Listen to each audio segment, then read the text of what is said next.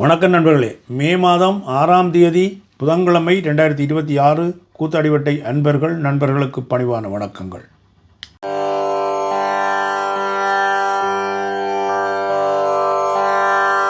தமிழ்நாட்டினுடைய குதூகலம் இன்னும் நிறைவு பெறவில்லை. ஏனென்றால் 2026ஆம் ஆண்டுக்கான சட்டசபை தேர்தல் எல்லாம் முடிவடைந்து அதிக பெரும்பான்மையோட அல்லது கூடுதலான வாக்குகளை பெற்று முதலமைச்சராகிற தகுதியை நடிகர் ஜோசப் விஜய் அவர்கள் பெற்றிருக்கிறார்கள். இன்றைய தினம் ஆளுநரை சந்தித்து தான் முதலமைச்சராக பதவி வகிக்கிறதுக்கு தன்னை சிபாரிசு செய்யும்படி போய் ஆளுநர் மாளிகையில் விஜய் அவர்கள் கேட்டிருக்கிறார். தங்களுடைய கோரிக்கையை கொண்டு போய் கொடுத்திருக்கணும். அதே நேரத்தில் தமிழ்நாடு சட்டசபையில் ஒருவர் முதலமைச்சராக வரவேணுமாக இருந்தால் 234 உறுப்பினர்களை கொண்ட தமிழ்நாடு சட்டசபையில் 118க்கு மேற்பட்ட உறுப்பினர்களை பெற்றால்தான் முதலமைச்சராக வர முடியும் என்று சொல்லி ஒரு விதி இருந்து கொண்டிருக்கிறது. அது எல்லாருக்கும் தெரியும். இருந்தும் இன்றைய தினத்தில் விஜய் அவர்கள் கொண்டு போய் கொடுத்திருக்கிற உறுப்பினர்களுடைய தொகை 113 உறுப்பினர்களுடைய தொகையைத்தான் அவரால் கொடுக்க முடிந்திருக்கிறது. ஏனென்றால் நடிகர் விஜய் அவர்களுடைய தமிழக வெற்றி கழகம் பெற்ற உறுப்பினர்களுடைய தொகை 108ஆக இருக்கிறது. அதே நேரத்தில் பழைய கட்சியான தமிழக காங்கிரஸ் கட்சியினுடைய உறுப்பினர்கள் 5 பேர் ஏற்கனவே விஜயனுடைய கட்சியுடன் இணைந்து ஆதரவு கொடுக்கிறதாக அவர்கள் சொல்லிக் கொண்டதுக்கு அமைய 5 உறுப்பினர்கள் ஏற்கனவே தயார் நிலையில் இருந்து கொண்டிருக்கிறபடியால் தமிழக வெற்றி கழகத்தினுடைய 108 உறுப்பினர்களுடன் சேர்த்து காங்கிரஸ் கட்சியினுடைய 5 உறுப்பினர்களையும் சேர்த்த பொழுது 113 உறுப்பினர்கள் வருகிறார்கள்.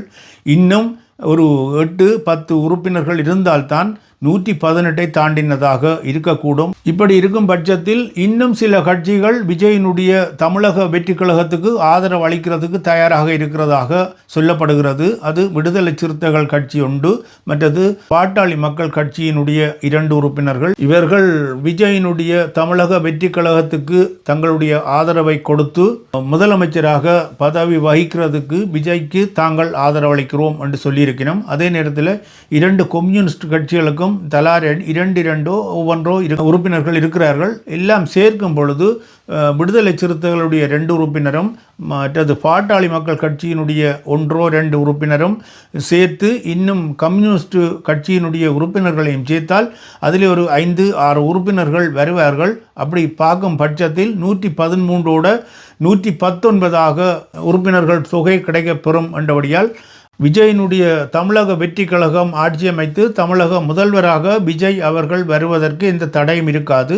இருந்தாலும் இந்தியாவை பொறுத்தளவிலே அரசியலும் சூழ்ச்சிகளும் அங்கே நிறைந்த நாடாகத்தான் இருக்கிறது.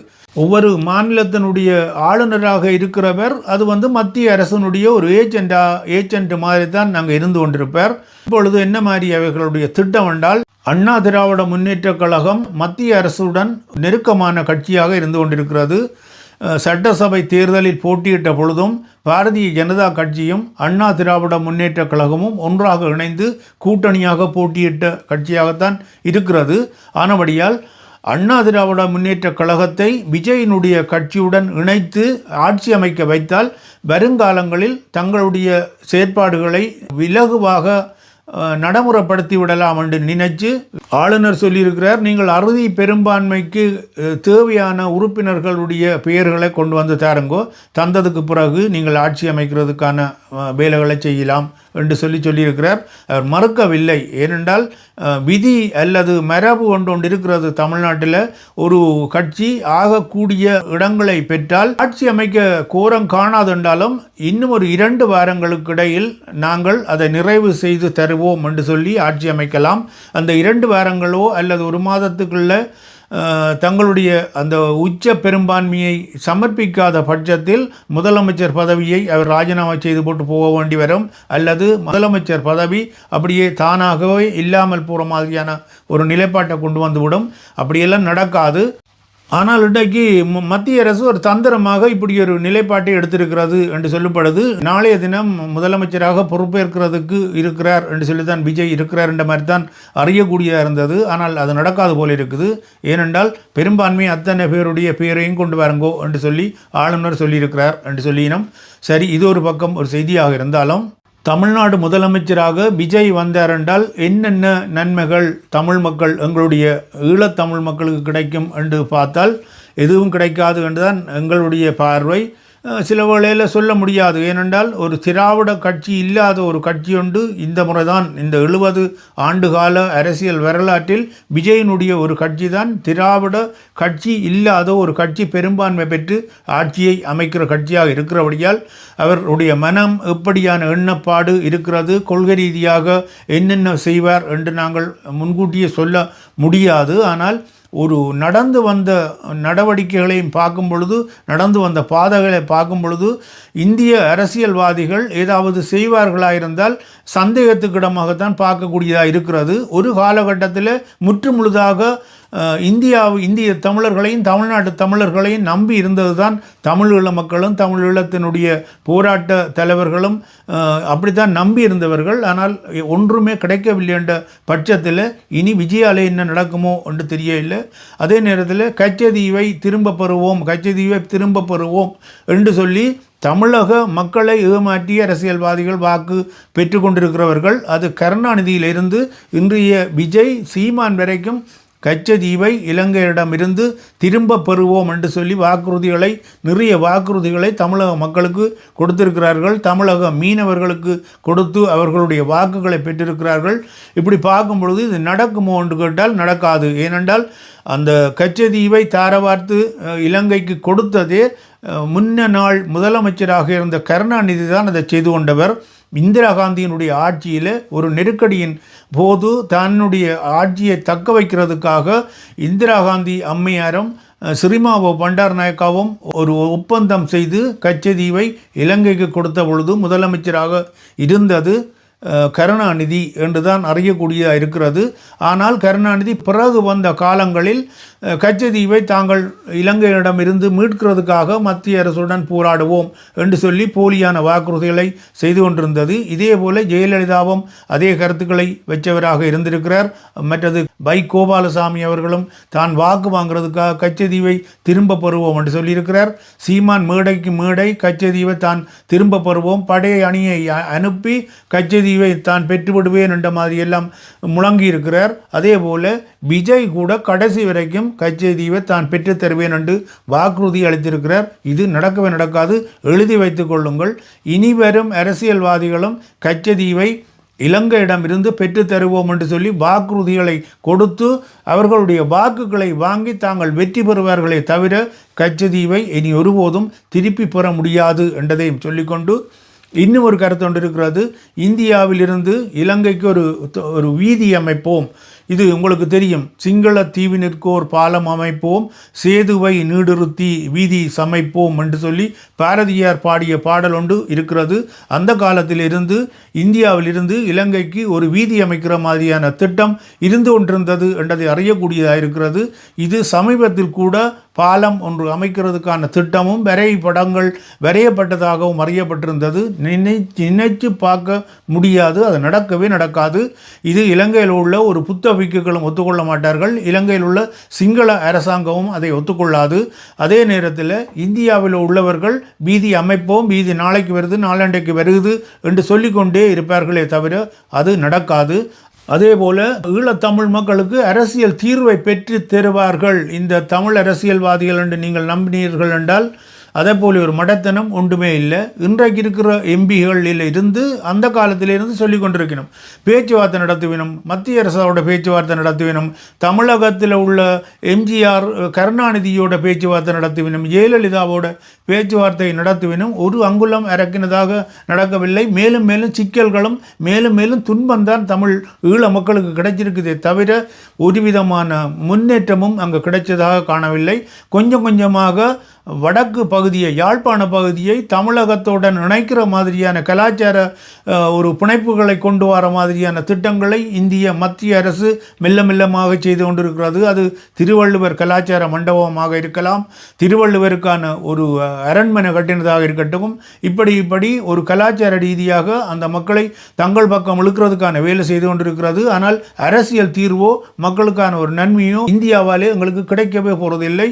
வரைபடத்தில் அல்ல அல்லது இந்த பூகோள ரீதியாக இந்த பிரபஞ்சத்தில் இந்தியாவுக்கு பக்கத்தில் இலங்கை அமைந்து விட்டபடியால் இவ்வளவு சிக்கல் தோன்றியிருக்கிறது. இதே போல இந்த இலங்கை வேறு நாடுகளுக்கு பக்கத்தில், மலேசியாவுக்கு பக்கத்தில் அல்லது சிங்கப்பூருக்கு பக்கத்தில் அமைந்திருந்தால் எங்களுடைய நாட்டினுடைய வளமும் எங்களுடைய நாட்டினுடைய செழிப்பும் எங்களுடைய சிக்கல் இல்லாத தன்மையும் வேறு மாதிரி அமைந்திருக்கும் என்றதை சொல்லிக்கொண்டு இன்னும் ஒன்று சொல்லி கொண்டிருப்பினும் தொப்புள் கொடி உறவு என்று சொல்லி, தொப்புள் கொடி உறவெல்லாம் பெறாது.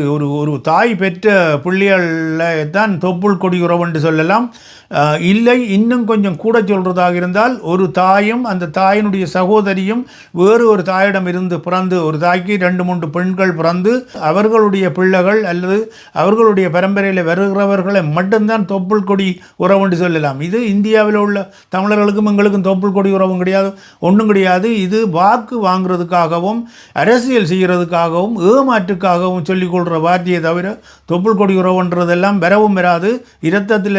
இரத்த உறவுன்னு சொல்கிறதெல்லாம் வராது. இவர்கள் அப்படி இருந்தாலும் இந்தியாவில் பிறந்தவர்கள் ஈழத்தமிழர்களை ஒரு துச்சமாக மதிக்கிற மாதிரியான ஒரு நிலைப்பாட்டில் தான் இப்பொழுது நடந்து கொண்டிருக்கிற விடயங்களை பார்க்கக்கூடிய இருக்கிறது. அதே நேரத்தில் பாருங்க, எங்களுடைய தமிழ் அரசியல்வாதிகள் ஓடோடு ஓடிப்போய் அங்கே தான் நிற்பினோம்.